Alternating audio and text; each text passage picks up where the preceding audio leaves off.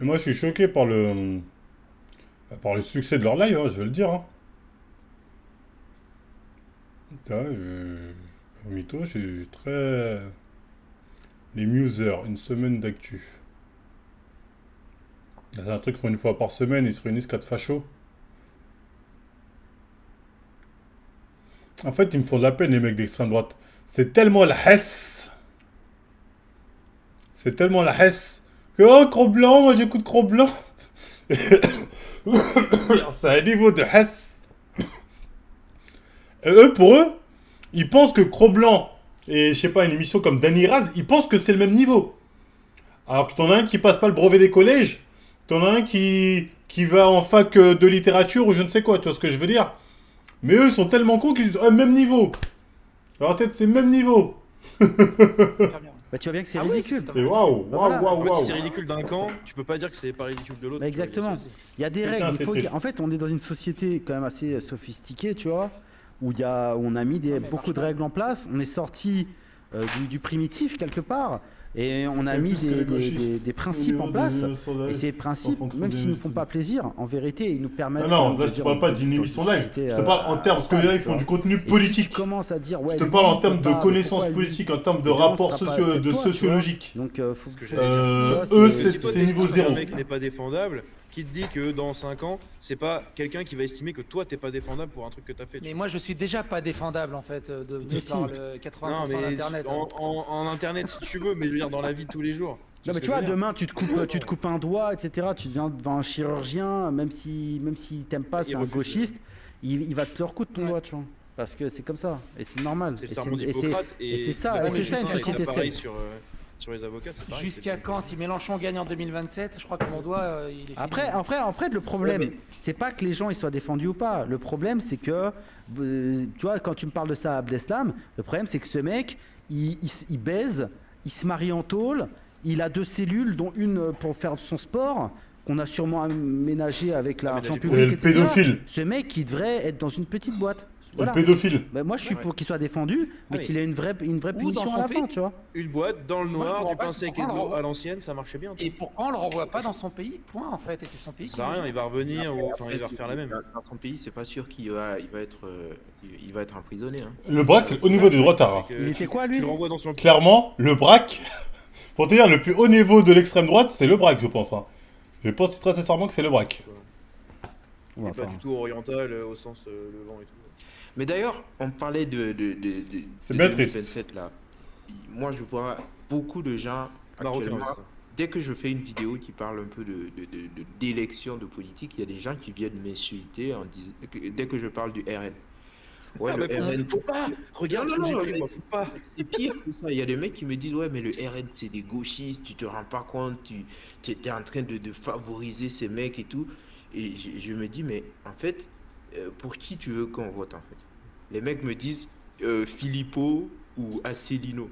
Ou Ah, c'est bon. ça. Ah, putain, j'ai Ça pas fait entendu 1%, ça. ça. Mais hein. les mecs, ils font même pas 1%. Et tu veux voter pour eux? Enfin, Ah mais si tu dis ça, quoi. ils vont te tomber dessus et ils vont te dire ouais mais tu vois c'est à cause des pensées comme toi qu'ils montent pas. Exactement, c'est Je C'est sors un autre, tous les c'est jours. un autre fou. Boris, lui aussi. Même les nazis, c'est sauf pour lui. Ah, mais de toute façon, c'est des trous du cul, je sais pas pourquoi je les écoute.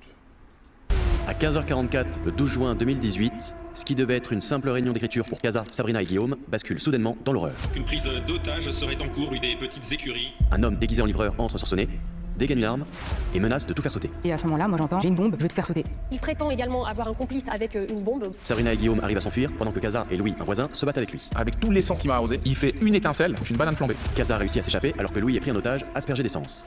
On pense d'abord à une attaque isolée et incompréhensible, mais très rapidement, un autre scénario se dessine. Le forcené n'est pas là par hasard. C'est comme un individu qui a quand même identifié l'endroit où Cyprien faisait ses enregistrements. Ces locaux, c'est les bureaux de Mixicom, l'agence de Cyprien, Squeezie et tous les plus gros youtubeurs de l'époque. Le premier projet avec Mexicom, c'était Cyprien Gaming.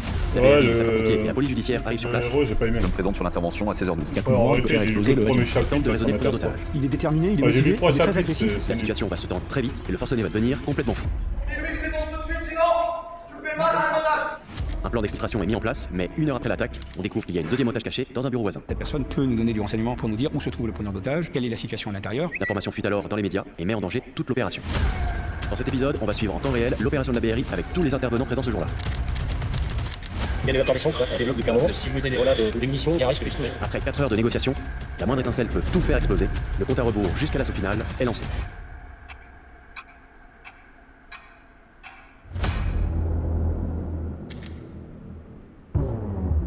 Dès le début de cette enquête, je voulais pouvoir reconstituer la prise d'otage en entier, de l'attaque du forcené à l'assaut de la BRI que vous allez voir dans cet épisode. Avec le témoignage des différents intervenants, j'ai pu reconstituer minute après minute ce qui s'est passé en reconstruisant à l'identique le bureau des otages. Et sans le soutien de ma banque partenaire Trade Republic sur ce projet, j'aurais pas pu avoir cette liberté de création. Et comme à chaque fois que j'ai utilisé cette carte en tournage, on m'a demandé. À 17h12 donc, le preneur d'otage est toujours en contact avec Nicolas, le négociateur. La BRI a installé son QG dans un hôtel à quelques mètres, sous les ordres de Christophe Molmy. Des snipers placés aux étages qui donnent sur la cour sont supervisés par Georges Salinas. Et les pompiers sous le commandement de Franck Bonnier se préparent à intervenir. Le risque principal, il faut bien le redire, c'est le risque d'explosion, ça va être pression légale. À l'intérieur, comme on l'a vu dans le précédent épisode, il y a donc les différents studios de l'agence Mexicom, comme celui de Cyprien Gaming ou le décor du show jaune. Et juste en dessous, dans les bureaux, le preneur d'otage a menotté et aspergé d'essence Louis, un voisin venu aider. Ce que l'on sait, c'est que ce forcené a frappé au visage et blessé l'un des occupants de l'immeuble. Et à côté de l'entrée, le dernier bureau servant de salle de montage où se trouve Tiffany, bloquée depuis 1 heure, les portes donnant sur la cour étant fermées à clé ce jour-là. Lotie dans un coin de la pièce, elle réussit à envoyer des messages à son petit ami qui a rejoint la BRI dans l'hôtel à côté. Et elle va alors avoir, sans le vouloir, un rôle clé pendant cette prise d'otage. Mais pour que ça marche, le forcené ne doit surtout pas apprendre son existence. Le preneur d'otage n'en avait pas conscience, mais ça faisait en réalité 2 otages potentiels. Mais très vite, les médias vont faire fuiter l'info. Il retient 2 personnes, le secteur est bouclé. Ouais, en plein direct, à la télé ou sur internet, la plupart des médias vont partager des informations capitales de la prise d'otage, sans penser une seconde aux conséquences. Montrer en direct ce qui se passe et donner du renseignement à nos ennemis, les otages on les met en danger quand on fait ce genre de choses. C'est pas normal. En fait, un média devrait pas être en danger quand. Un homme serait actuellement retranché, il retiendrait donc 2 otages. C'est l'info en continu. Donc la moindre information, elle est projetée tout de suite dans les médias. Et tout de suite, ils font du sensationnel. Et ils mettent en danger absolument tout le monde. Et surtout, ils mettent toute ta famille dans un état de stress absolu. La pression du direct et la course au scoop étant tellement élevée, certaines informations sortent sans même avoir été vérifiées. Par exemple, Sabrina, qui est enceinte de 8 mois, elle est sortie à 15h50 des bureaux avec Guillaume. Et dans les médias, à 17h32, donc plus d'1h40 après, les journalistes continuent de dire. Ce qui est plus préoccupant, c'est que parmi les otages, il y aurait donc une femme enceinte. Et comme dans la précipitation, elle a laissé son téléphone en charge dans l'agence, il lui est impossible de prévenir sa mère qui regarde la télé chez elle. Elle sait que c'est moi, elle sait que je suis dedans, elle attend que je me fais frapper alors que je suis à 8 mois de grossesse. C'est la panique totale alors que moi à ce moment-là je suis même plus à l'intérieur et moi j'ai même pas été frappée surtout. Sa mère essaye désespérément de l'appeler, mais personne ne décroche. Elle est impuissante, elle peut pas me contacter, elle peut pas me joindre, elle sait pas où je suis et moi-même je peux rien faire à ce moment-là. En direct, personne ne sait ce qui se passe vraiment. Il y a un doute notamment sur le nombre d'otages. Les seules informations qui sont donc confirmées, un homme serait retranché avec 3 personnes qu'il retiendrait en otage. Il faudra bien sûr vérifier, il y a peut-être plus de personnes encore dans ces bureaux, certaines personnes peut-être cachées. Il faut intervenir des témoins qui ne savent pas non plus ce qu'ils racontent. Écoutez, je sais qu'en bas, il y a une agence de mannequins, donc ça peut être que là. Et plutôt que d'assumer que la situation est floue et qu'il manque d'informations, tout est mélangé jusqu'à se contredire en direct. Confirmation qu'une autre otage, une femme enceinte, elle aussi réussit à prendre la fuite. Alors ça n'est pas ce qu'on a nous pour l'instant. Leur gimmick, c'est premier sur l'info. Mais on devrait pas être premier sur l'info, on devrait juste avoir la bonne info. Surtout que malheureusement, on sait que c'est pas la première fois que ça arrive. 3 ans plus tôt, en 2015, alors qu'on est en pleine prise d'otage à l'hypercachère, BFM dévoile en direct la présence d'otages cachés dans la chambre froide. Il y a une personne, une femme, qui se serait cachée dans une chambre froide et qui serait encore à l'arrière de l'établissement. À l'hypercachère, on avait quand même des journalistes qui avaient annoncé le début de l'assaut avant qu'il se produise, alors que Koulibaly suivait les infos et qu'il avait des explosifs qu'il aurait tout à fait pu enclencher, donc on aurait pu être tué sur l'assaut. En ce moment, les brigades d'intervention encerclent véritablement le magasin hypercachère. Il n'y a pas de journaliste qui va filmer une opération à cœur ouvert extrêmement importante, même si elle va faire le buzz parce que c'est une première mondiale. On laisse les spécialistes travailler comme il faut, se concentrer sur leur objectif et pas forcément parasiter. Le traitement médiatique de cette prise d'otage provoque une énorme polémique et BFM est attaqué en justice pour mise en danger de la vie d'autrui. Mais 3 ans plus tard, rien n'a changé. En tout cas, visiblement, le périmètre est agrandi. Bien souvent, c'est vrai que quand le périmètre est agrandi, c'est qu'une action est imminente. On est dans le voyeurisme. Et je pense qu'il faut être un peu responsable. On doit penser quand même à la vie des gens, tout simplement. Il faut toujours penser que derrière, le preneur d'otage lui-même peut suivre ces informations. À 18h37, CNews diffuse une vidéo filmée par des voisins dans la rue qui montre les 2 colonnes de la BRI positionnées devant l'entrée. Tout en précisant 12 minutes plus tard qu'il faut pas le faire. Les consignes sont les mêmes que ce soit pour une prise d'otage ou pour un événement, pas relayer des rumeurs, de ne pas expliquer où sont les forces de l'ordre, comment elles bougent, si elles bougent. Je leur avais demandé si c'était possible de faire un différé l'information quelques minutes, nous ça nous suffit. Et ils nous avaient expliqué qu'ils ne pouvaient pas parce que c'était eux-mêmes poussés par les réseaux sociaux. Mais c'est pire encore maintenant. Parce que ouais, faut être honnête, on fait aussi partie du Moi problème. je me souviens vraiment pas de ce truc sur les réseaux. Instagram ou autre, le résultat est identique, le preneur d'otage peut le voir passer. Pourtant c'était en 2018, j'étais connecté, c'est bizarre. Au mini-buzz que tu peux t'accaparer fait que tu oublies toute décence. Je pense qu'au moment où ils publient, ils ont l'impression d'informer les gens, ce qui est génial sur plein de choses. S'il n'y a pas des gens qui filment le flic en train de tuer George Floyd, il n'y a pas d'affaire George Floyd. Seulement, il y a des situations, en l'occurrence des prises d'otages, t'informent vraiment le gars en fait. Mais ça, je pense, c'est de l'éducation. On n'est pas éduqué. Moi-même, j'aurais peut-être fait cette erreur, donc j'espère qu'en voyant ce documentaire, on fera tous un peu plus attention à l'avenir. Bref, faut qu'il y ait moins d'infos qui fuitent pour protéger l'intervention, mais très souvent, c'est pas la seule raison. Quand on a affaire à des individus qui sont dans ces situations-là, le but c'est de donner une résonance médiatique. Souvent, c'est le mobile essentiel. On a affaire à des gens qui viennent pour porter un message. Je vois fondamentalement pas l'intérêt de les aider en propageant ce message. Dans cette discussion avec le négociateur, le preneur d'otage parle notamment de l'affaire Mera. Il a dit je m'appelle Chris et je fais ça pour Mohamed Merah et pour aller à l'ambassade d'Iran. En mars 2012, Mohamed Merah tue 7 personnes et se filme avec une GoPro pour partager les vidéos sur internet. Une clé USB contient 25 minutes d'enregistrement vidéo, une copie des images tournées par Mohamed Merah au cours de ces tueries. Et 6 ans plus tard, le preneur d'otages de la rue des Petites Écuries semble avoir la même méthodologie. Il veut alors révéler au monde plusieurs complots en diffusant ses vidéos. Il y a une demande qui est récurrente à chaque appel, c'est de vouloir diffuser une vidéo qu'il aurait construite et qu'il a mis sur une clé USB. J'ai cette vidéo à montrer aux enfants du monde entier sur YouTube. Et en comprenant que personne n'allait l'écouter au téléphone, il décide d'enclencher la suite de son plan. Il utilise alors l'ordinateur encore ouvert de Guillaume et poste plusieurs vidéos sur son Facebook.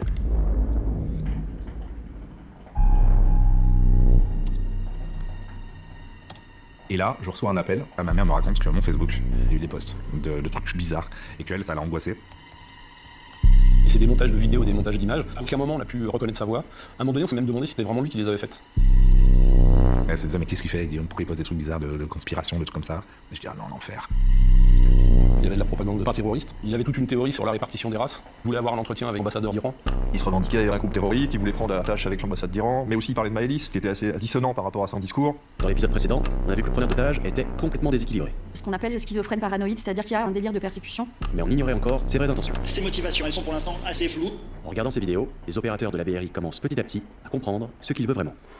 En fait, lui, ce qu'il veut, c'est se connecter au monde. C'est vraiment ça, en fait, son délire. Les otages sont des accessoires dont il se sert pour avoir la pression sur nous. Donc il voulait toucher le plus grand nombre et tout a démarré de là. C'est-à-dire qu'en fait, il voulait diffuser ses vidéos de propagande par l'intermédiaire du canal Cyprien. Voilà.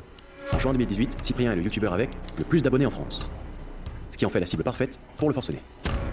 Son plan, trouver l'agence où il tourne, pour le prendre lui ou un autre créateur en otage, pour ensuite l'obliger à poster des vidéos de sa clé USB, et s'en servir pour négocier. Il voulait négocier avec Emmanuel Macron, qu'il appelait dans ses vidéos le bébé singe, qui voulait faire un échange avec Cyprien par rapport à des actions que Emmanuel Macron aurait pu mettre en place. Parmi les requêtes, il y avait notamment la prêter un camion de céréales pour le Yémen pour nourrir les enfants qui étaient en malnutrition. C'était hallucinant. Mais ce 12 juin 2018, ni Cyprien ni aucun autre créateur habituellement présent se trouve dans les locaux. Ce qui va perturber le preneur d'otages qui va les chercher partout. Et je l'ai vu dans son regard. Il était déstabilisé. Quand je lui parlais, il regardait, il essayait de voir. Il s'est dit, mais ils sont où en fait? Quelques semaines plus tôt, plusieurs créateurs filmaient dans l'agence. Mais le jour de la prise d'otage, ils étaient à plusieurs milliers de kilomètres avec moi.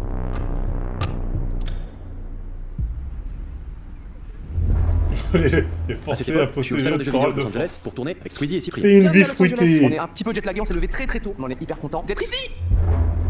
Et le 12 juin 2018, je me souviens encore très bien comment on apprend ce qui se passe. Avec le décalage horaire, on est réveillé à 7h du matin pour nous annoncer qu'un homme est entré dans les bureaux de Mixicom et menace de tuer les employés sur place. Totalement impuissant, on va suivre à distance la prise d'otage.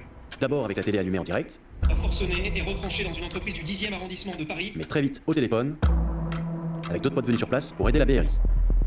C'est bon. Donc l'après-midi, je suis chez moi, je suis en train d'écrire un texte. Comme c'était un texte que je devais envoyer à Casa et l'équipe qui était sur place, j'essaie de les joindre. Il y a personne qui répond. J'essaye un portable, puis un autre, puis un autre. Personne répond. Il me semble que je vois direct une info chelou rue des Petites Écuries et je me dis c'est pas normal. J'arrive pas à voir mes potes et là je vois cette info. Je fonce là-bas, je vais voir ce qui se passe quoi. Hakim prend son scoot, fonce vers l'agence et se présente devant le périmètre de sécurité. Ils se rendent compte que je travaille là-bas, qu'ils m'emmènent au QG de la BRI, ils font une vérification et puis ils se rendent compte que je vais peut-être avoir des informations importantes à leur donner.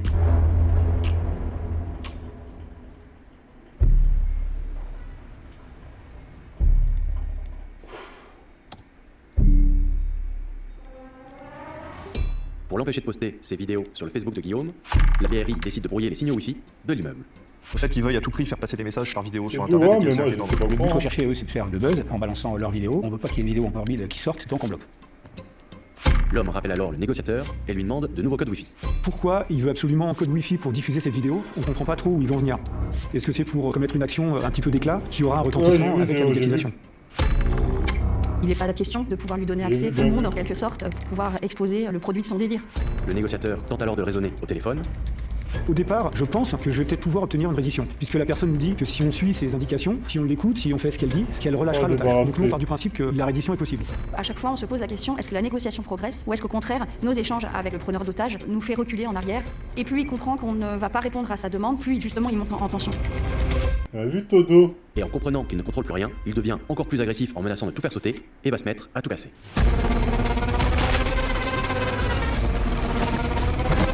Je pas les infos. Bah si, je suivais les infos, mais je m'en souviens pas de ça.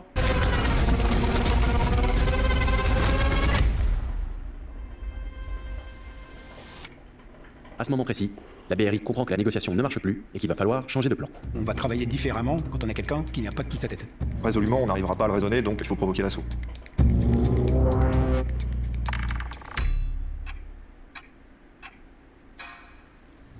Le quartier est donc toujours bouclé, rue des Petites Écuries. Vous voyez tous ces pompiers, ces policiers qui sont sur place prêts à intervenir. Dans ce type de situation, il y a deux types d'assaut. Un assaut délibéré et un assaut d'urgence. L'assaut délibéré, c'est une solution d'assaut qui est pensée en amont, présentée au préfet de police. On fait le constat que l'on ne pourra sans doute pas faire autrement. Est-ce que vous en êtes d'accord? La réponse est évidente. Oui, je vous fais confiance. Et l'intervention d'urgence, c'est une opération où il faut réagir tout de suite, sans forcément avoir le temps de tout planifier. Qu'est-ce qui va mettre en danger de manière imminente les otages? C'est cet élément-là qui est crucial et qui va faire en sorte que l'assaut va être précipité ou pas. En clair, si à un moment le preneur d'otage se met à tuer les otages, on n'a pas le choix, on n'a pas le temps et on y va comme on peut en fait en fonction des circonstances. Voilà. Et pour préparer l'intervention, la BRI va avoir besoin des plans précis de l'agence. Tu as des véhicules garés, un scooter garé dans un milieu, et des véhicules aussi derrière. Et Hakim, qui vient d'arriver et qui connaît très bien les bureaux, va pouvoir les aider. Moi j'ai fait mon dessin un peu à l'écart, je crois que c'était au rez-de-chaussée, dans une pièce qui était un peu sombre. T'as une pression de faut pas que j'oublie un détail parce que faut pas que ce soit ma faute s'il y a un raté, qu'ils aient pas eu l'info quoi. Il va devoir montrer comment sont agencés les bureaux, mais surtout, il va devoir lister le nombre d'accès pour y entrer. Pour éventuellement parler de la topographie des lieux, il y a une porte d'entrée là, il y a une porte d'entrée, il y a une sortie, il y a ci, il y a là. Des choses qui vont être utiles sur l'intervention parce que l'intervention en elle-même ne dure que quelques minutes. À 17h57, un dessinateur opérationnel de la brigade des sapeurs-pompiers va faire un premier croquis. Mais bizarrement, ce plan d'Hakim, il va être très différent de celui dessiné par Casa et Guillaume quelques minutes plus tôt. Il y avait des trucs sur leur plan qui correspondaient pas à ce que nous on leur avait dessiné. Et les témoins directs vont pas non plus réussir à faire la même description du preneur d'otage. Ce qui arrive très souvent dans ce type de situation. La difficulté avec les témoins, c'est qu'ils sont dans un état de stress dépassé et que du coup ça peut altérer au niveau cognitif leur perception. En fonction de qui a eu peur ou qui a pas eu peur, il peut y avoir 15 cm de différence sur la taille du mec. Pendant leur interview, je leur ai demandé de me dessiner le plan, et ils en avaient tous un souvenir différent. Ensuite, t'as le rire jaune qui est collé à lui. Et après, je sais plus s'il y a un autre studio. Leur mémoire semble avoir fait un blackout. Je crois même qu'il y en a deux à un moment donné, je sais pas exactement, c'est un peu fouillis dans ma tête. Phénomène qui est finalement assez fréquent quand on vit un choc traumatique. Exposé à un événement où notre intégrité physique et psychique est menacée, où on se voit mourir, où on se voit menacé, il y a un système d'alarme qui se met en marche dans le cerveau. Et sous le choc, on peut avoir eu l'impression de voir des choses qui n'ont pas forcément eu lieu. C'est difficile de démêler le vrai des sentiments.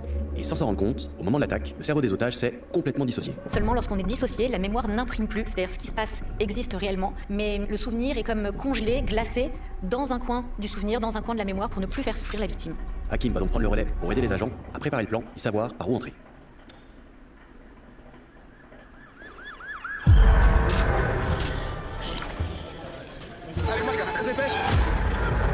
En fond de pièce, là où se situe actuellement le ravisseur, il y a un couloir qui sépare la première rangée d'une deuxième rangée de bureaux. Toutefois, je ne sais pas s'il y a un autre accès derrière cette deuxième barre de bureau qui potentiellement pourrait accéder à un autre bâtiment, et cet autre bâtiment communiquerait avec la rue Gabriel Lomar Parlé. On l'a vu dans le premier épisode, entrer dans le bâtiment par surprise, c'est quasiment impossible. On a beaucoup d'obstacles qu'on découvre au fur et à mesure, mais déjà l'obstacle matériel de l'endroit, puisque c'est une cour intérieure, on a une vue qui est beaucoup plus compliquée à voir, en plus c'est en rez-de-chaussée. On a des vitres qui sont effectivement occultées, parce que ce sont des vitres de bureau, et puis on ne sait pas trop où se trouve donc la personne. Un plan plus précis va être dessiné pour lister le nombre d'accès. Et la première solution, ça va être de passer par la verrière au-dessus du studio de Cyprien. L'avantage c'est qu'ici, vous avez des verrières, et il y a un point de vue à partir du premier étage des immeubles d'habitation. Ça va être la première piste étudiée pour entrer dans l'agence et libérer les otages. Envoyez le groupe Varap en rappel pour passer par la verrière et arrêter le preneur d'otages quand il est au téléphone dans le couloir. Mais le timing, la configuration et surtout le risque ont poussé la BRI à abandonner cette piste. Il y a des gens du raid par exemple qui ont été tués en passant par des fenêtres, donc on fait des choses dangereuses, mais on fait pas n'importe quoi. La deuxième piste, ça va être de passer par les puits de lumière pour arriver derrière les fenêtres du bureau des auteurs. Ici c'est deux fenêtres. La dame elle sait pas s'il y a des barreaux à ces fenêtres, elle a pas souvenir ici. Peut-être que lui potentiellement il a pas cette notion qu'on peut accéder ici.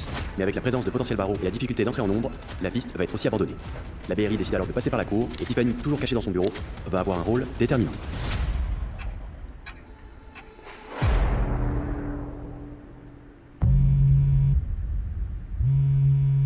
À chaque appel avec le négociateur, le preneur d'otages marche dans le couloir, du bureau des auteurs jusqu'à la cuisine. Toujours caché, Tiffany le voit passer à chaque fois sous la porte, ce qui va permettre à la BRI de le localiser à distance. Effectivement, Tiffany qui était à l'intérieur communiquait avec son compagnon qui était au PC avec l'officier d'enseignement, donc c'était intéressant de savoir où il se plaçait à l'intérieur dans ces déplacements. Et le PC de commandement va nous donner une information vitale. Même pour Mohamed Merah et les otages, j'avais pas autant de Zumba. Parce qu'à partir du moment où on va donner l'assaut, on va essayer de trouver le meilleur moment pour pouvoir bien évidemment intervenir. Le signal va alors être très simple et le plan millimétré. Le négociateur va d'abord appeler le preneur d'otage pour qu'il sorte dans le couloir, et quand Tiffany le voit se diriger vers la cuisine, et donc s'éloigner de Louis, elle devra envoyer le mot cuisine par SMS à son petit ami pour lancer l'assaut. Et c'est ce moment-là qui va définir notre intervention. Mais avant d'en arriver là, Tiffany doit pouvoir aussi décrire ce qu'elle entend par message. Ce qui était surtout important, c'était de savoir quel était son comportement plus que son déplacement. On avait surtout besoin de savoir dans quel état d'esprit il était et s'il commençait à s'énerver ou s'il devenait extrêmement menaçant avec son otage. C'est surtout ça d'un point de vue tactique qu'on attendait de cette jeune femme à l'intérieur. Et très vite, Tiffany va les alerter. L'odeur de l'essence déversée partout est de plus en plus forte et arrive à son niveau dans le couloir, mais aussi dans les autres pièces autour d'elle. Un détail qui va tout changer pour la BRI. Parce que c'est plus seulement une prise d'otage, mais une vraie bombe à retardement.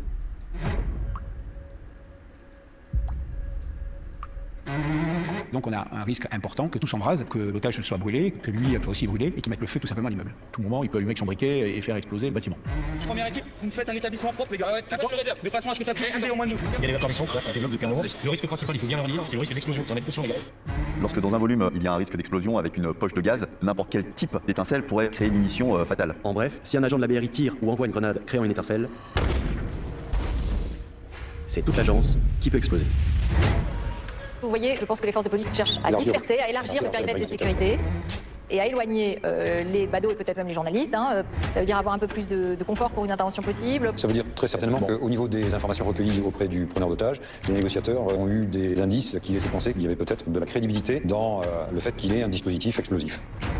Les policiers qui demandent de reculer de quelques mètres. Mais vous voyez, le dispositif qui est en train d'être élargi actuellement. Le chef du dispositif, il se rend compte que là, la situation est extrême, mais qu'il faut prendre toutes les précautions de manière à protéger le maximum de personnes qui peuvent se trouver à proximité, voire proximité même large. S'il y a une explosion là, je ne sais pas quelle est la distance par rapport au lieu où se passe la prise d'otage, mais je ne sais pas qu'est-ce qu'il a comme explosif, mais il faut faire attention aux dommages collatéraux.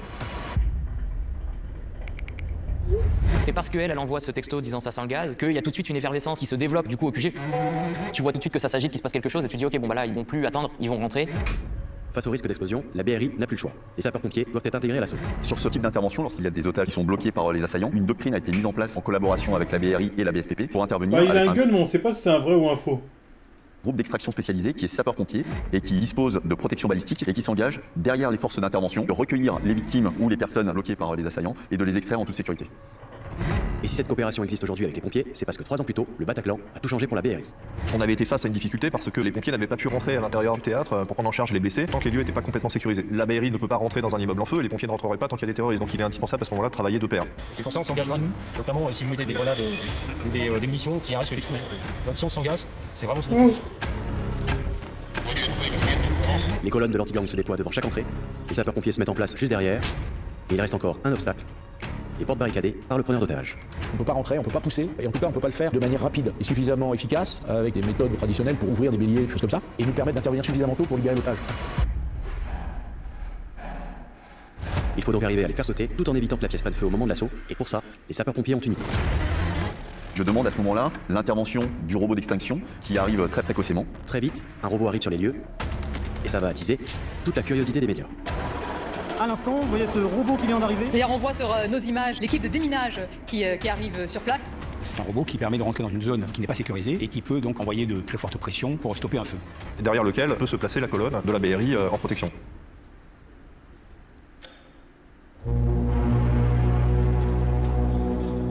En fait, à ce moment-là, il demande un espèce de silence. Et là, t'as un temps suspendu. Et t'entends une espèce de tank qui avance.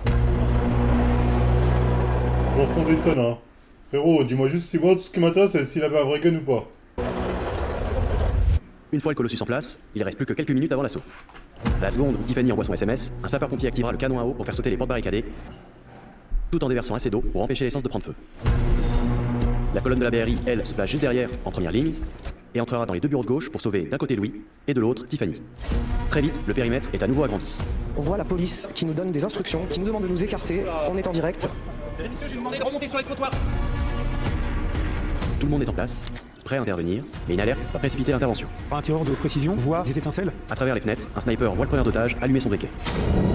Il a un briquet, il y a de l'essence. Là maintenant, il faut y aller parce qu'il est complètement à cran. La question se pose pas, il faut intervenir à ce moment-là.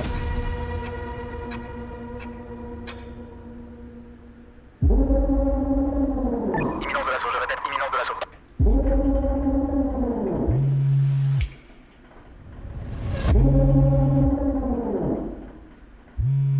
Quand l'assaut d'urgence se déclenche, j'essaie de lui parler.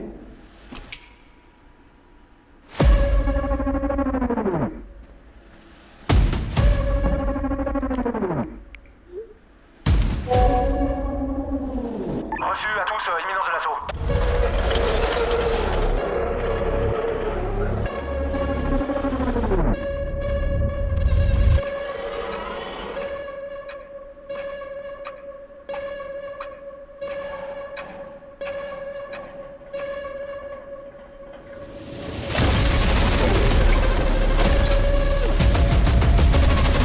Quand il voit les collègues rentrer, il rejoint l'otage.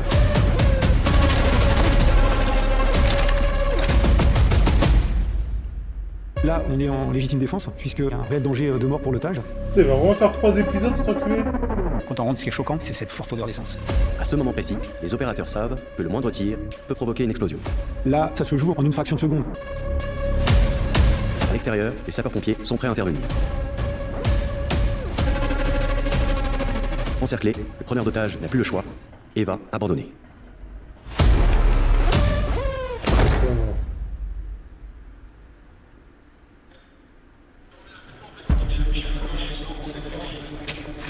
Un homme vient d'être interpellé après avoir retenu plusieurs personnes en otage pendant 4 heures à Paris, rue des Petites Écuries, dans le 10e arrondissement. Les otages, eux, ont pu être récupérés par les forces de l'ordre, ils sont sains et saufs. Une fois le preneur d'otage interpellé, Louis et Tiffany sont libérés. À 20h17, le preneur d'otage sort menotté et monte dans une voiture pour être placé en garde à vue.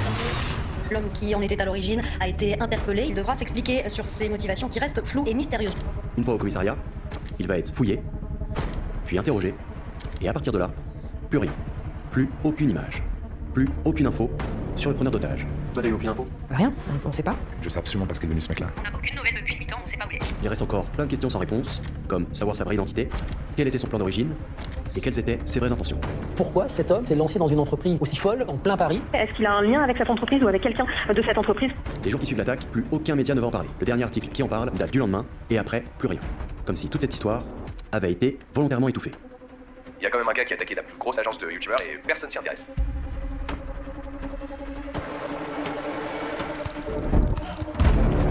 Sept ans après, je suis à mon bureau en train de scroller sur TikTok et je tombe sur cette vidéo d'Hakim qui en parle. Je reçois un texto qui me dit il y a une prise d'otage au bureau. Je repense à cette histoire et j'ai envie de comprendre. Parce qu'il y a un truc qui cloche. Comment une prise d'otage en plein Paris, suivie en direct pendant 4 heures sur toutes les chaînes de télé, peut se terminer dans le silence le plus total, sans aucune explication? Comment l'histoire d'un gars qui veut attaquer et enlever des youtubeurs, ça peut tomber dans l'oubli complet? On est fin janvier 2025, et pour comprendre comment on en est arrivé là, pourquoi l'histoire a été étouffée, et surtout où est le preneur d'otage aujourd'hui, je lance une enquête de mon côté. Tu peux spoil, ironique, spoil sport fort. Une enquête qui va prendre plusieurs mois pour le retrouver.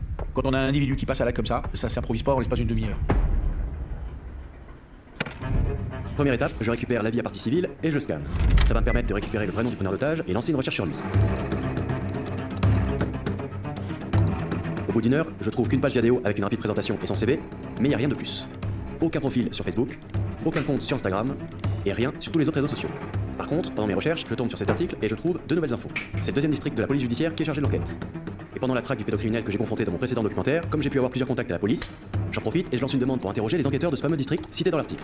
Ouais, et deuxième info, il serait pas... de ouf. En mode, tu recherches toutes les infos, l'infirmerie c'est psychiatrique chaud. de la préfecture de police. Un des services les plus fermés du pays où personne n'arrive à entrer. Le sujet présente un niveau de dangerosité psychiatrique très élevé. Pour comprendre ce qui se cache derrière cette fameuse infirmerie psychiatrique, où peu de personnes ont réussi à pénétrer, je vais acheter un livre d'un journaliste qui a réussi à infiltrer. Avant d'aller récupérer d'anciens ouvrages et documentaires qui en parlent. Et comme c'est pas vraiment mon terrain de jeu habituel, je contacte un pote journaliste qui a l'habitude de creuser ce genre d'affaires. La première des choses à faire, c'est de lancer quelques sources dans le service pénitentiaire et chez les flics. Et pour retrouver sa trace, ça va me prendre beaucoup de temps. Je vais découvrir qu'après son arrestation, le preneur d'otage n'a strictement rien eu. Cette personne ne peut pas être jugée, parce qu'on ne juge pas les fous. Je vais entrer dans un hôpital psychiatrique pour comprendre par où il est passé. Faites très attention, parce qu'à partir du moment où vous alléguez des éléments psychiatriques, vous ne savez pas ce que vous pouvez y rester toute une vie. Et je vais finir par le localiser en apprenant que... Une mise en cause nous a échappé, entre guillemets, en allant à l'infirmerie psychiatrique.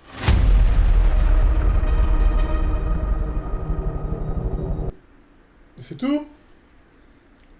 Ou il va essayer de manger comme Never, cet enculé. Donc du coup, il a été libéré? Il a même pas répondu à la question du gun, hein. Si c'était un vrai ou un faux. C'est bizarre. Il voit de putaclic zère de haut niveau de sa vidéo, lui. Hein.